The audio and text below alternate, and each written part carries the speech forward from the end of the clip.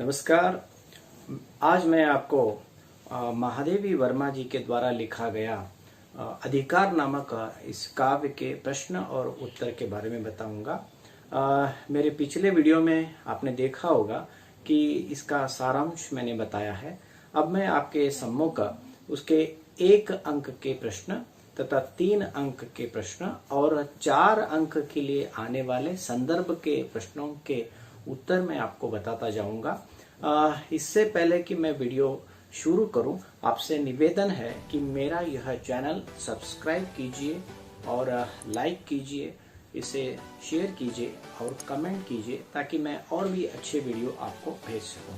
तो चलिए सबसे पहले मैं अधिकार काव्य में 1 अंक के जो प्रश्न आएंगे उनके उत्तर मैं बताता जाऊंगा और यहाँ पर उनको दर्शाता भी जाऊंगा। आप उनको धीरे से एक एक करके लिख सकते हैं। तो सबसे पहले पहला जो प्रश्न है वो इस प्रकार है, मुस्काते फूल को क्या आना चाहिए? मुस्काते फूल को क्या आना चाहिए? और इसका उत्तर है, मुस्काते फूल को मुरझाना आना चाहिए। मुस्काते फूल को मुरझाना आना चाहिए। और दूसरा प्रश्न है, मेघ में किस चीज की चाह होनी चाहिए? मेघ में किस चीज की चाह होनी चाहिए? मेघ में घुल जाने की चाह होनी चाहिए। मेघ में घुल जाने की चाह होनी चाहिए। और इसके बाद तीसरा प्रश्न, आंखों की सुंदरता किससे बढ़ती है? तीसरा प्रश्न, आंखों की सुंदरता किससे बढ़ती है? आंखों की सुंदरता आंसू रूपी मोतियों से बढ़ती है। आंखों की सुंदरता आंसू रूपी मोतियों से बढ़ती है। और उसके बाद चौथा प्रश्न है, प्राणों की सार्थकता किसमें है?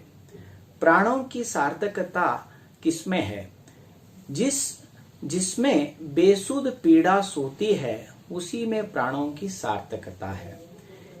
जिसमें बेसुध पीड़ा सोती है उसी में प्राणों की सार्थकता है।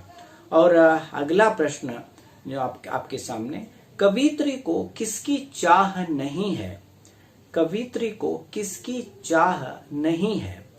कवियत्री को अमरत्व की चाह नहीं है। कवियत्री को अमरत्व की चाह नहीं है।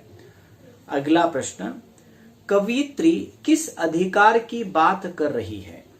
छठवां प्रश्न आपके सामने, कवियत्री किस अधिकार की बात कर रही है? कवियत्री मिटने की अधिकार की बात कर रही है। कवियत्री मिटने के अधिकार की बात कर रही है। और 7वां प्रश्न, परमात्मा की करुणा से कवियत्री को क्या मिला? 7वां प्रश्न, परमात्मा की करुणा से कवियत्री को क्या मिला? तो इसका जवाब है, परमात्मा की करुणा से कवियत्री को उपहार मिला या मिटने का अधिकार मिला। परमात्मा की करुणा से कवियत्री को मिटने का अधिकार उपहार के रूप में मिला या मिटने का अधिकार मिला। तो यह 7 जो प्रश्न है ये प्रश्न सिर्फ 1 अंक के लिए आएंगे। तो इनका जवाब सिर्फ 1 अंक के लिए ही लिखना अनिवार्य है। अगर आप ज्यादा लिखेंगे तो भी आपको 1 ही अंक मिलेगा। इसके बाद इस प्रश्न में 3 अंक के प्रश्न आएंगे और उन प्रश्नों को मैं एक एक करके पढ़ता जाऊंगा और उनका उत्तर भी मैं धीरे से आपको बताता जाऊंगा ताकि आप आसानी से लिख सके। और यहाँ पर मैं दर्शाता भी जाऊंगा उन प्रश्नों का उत्तर। ओके, तो अभी 3 अंकों के लिए जो पहला प्रश्न है वह प्रश्न यह है, फूल एवं तारों के विषय में कवियत्री महादेवी वर्मा क्या कहती है? फूल एवं तारों के विषय में कवियत्री महादेवी वर्मा क्या कहती है? फूल और तारों को बिंब के रूप में प्रयोग करते हुए कवियत्री ने इनके माध्यम से जीवन की नश्वरता एवं अस्थिरता पर प्रकाश डाला है। फूल जो खिलकर सबको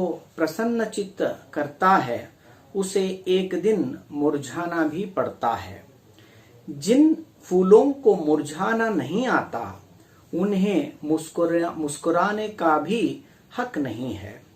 तारे जो विस्तीर्ण आकाश में टिमटिमाकर रात में अपना प्रकाश फैलाते हैं, रात ढलते ही छिप जाना पड़ता है, ऐसे तारे दीपक नहीं बन सकते जो बुझना न जानते हो। जो मनुष्य दुख नहीं सह सकता उसे सुख की चाह नहीं रखनी चाहिए। सुख और दुख जीवन में आते रहते हैं, उनसे मनुष्य को विचलित नहीं होना चाहिए। यह इसका उत्तर है। तो कम से कम आधे पृष्ठ से ज्यादा आपका उत्तर रहना चाहिए, तभी आपको 3 अंक के लिए 3 अंक मिलेंगे अगर व्याकरणबद्ध हो तो। इस पद्य से संबंधित 3 अंक के लिए दूसरा प्रश्न यह है, बादल एवं वसंत ऋतु से हमें क्या प्रेरणा मिलती है? बादल एवं वसंत ऋतु से हमें क्या प्रेरणा मिलती है?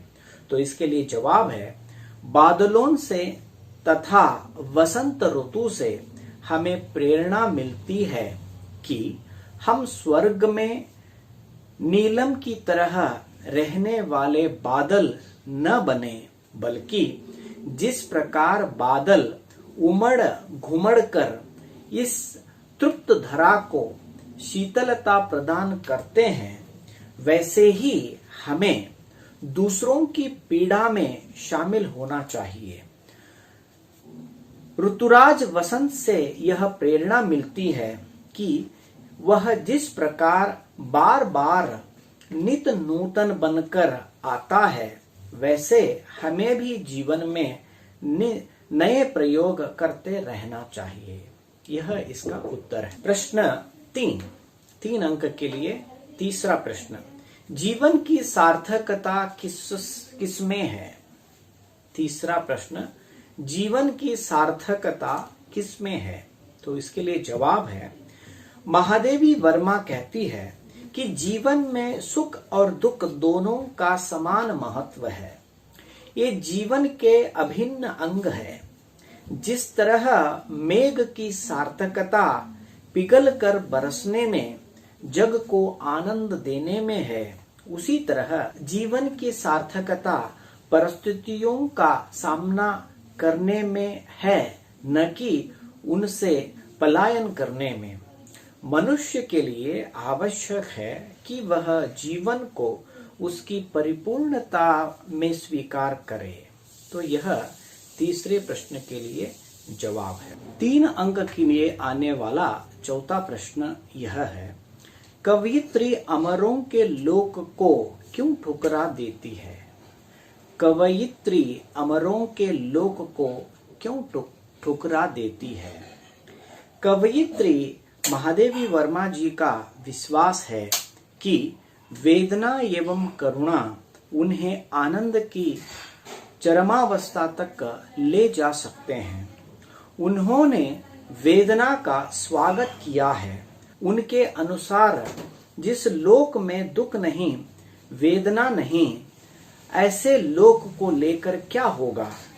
जब तक मनुष्य दुख न भोगे, अंधकार का अनुभव न करे, तब तक उसे सुख एवं प्रकाश के मूल्य का आभास नहीं होगा।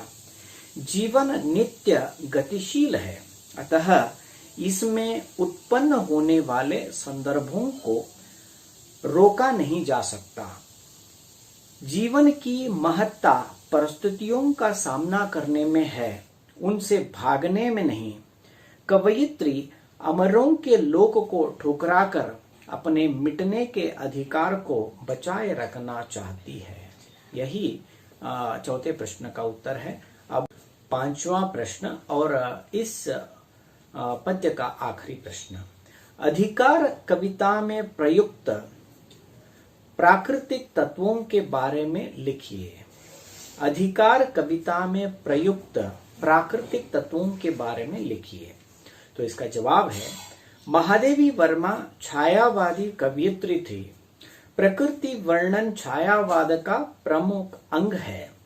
अधिकार कविता में भी कवयित्री ने कई प्राकृतिक तत्वों के द्वारा हमें संदेश दिया है फूल, तारे, मेघ, वसंत ऋतु आदि प्राकृतिक तत्वों द्वारा दुख एवं वेदना का अनुभव कराया है।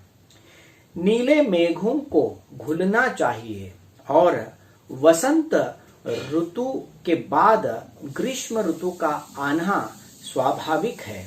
उसी तरह मानव जीवन में सुख दुख सामान्य है। दुख, वेदना, यातना की अनुभूति कर धैर्य से सामना करना चाहिए। यही इस प्रश्न का जवाब है। अब इसके बाद ससंदर्भ भाव स्पष्ट कीजिए, यह प्रश्न आपको आएगा। और ध्यान रखिएगा कि पद्य से जो संदर्भ सहित स्पष्टीकरण के प्रश्न आएंगे उनके लिए 4 अंक होते हैं, और गद्य से जो संदर्भ स्पष्टीकरण के अंक आते हैं उनके लिए 3 अंक होते हैं। तो यहाँ पर ये बात ध्यान में रखते हुए लिखना जरूरी है। कम से कम अगर आपका यह जवाब एक पृष्ठ का हो तो बहुत ही अच्छा रहेगा। तो इसके लिए 4 अंक है। ससंदर्भ भाव स्पष्ट कीजिए का पहला प्रश्न है, ऐसा तेरा लोक वेदना नहीं जिसमें अवसाद, जलना जाना नहीं जिसने जाना मिटने का अधिकार। तो इसका जवाब है, आपको कैसे लिखना है ये भी मैं बता देता हूं। सबसे पहले प्रसंग लिखना है।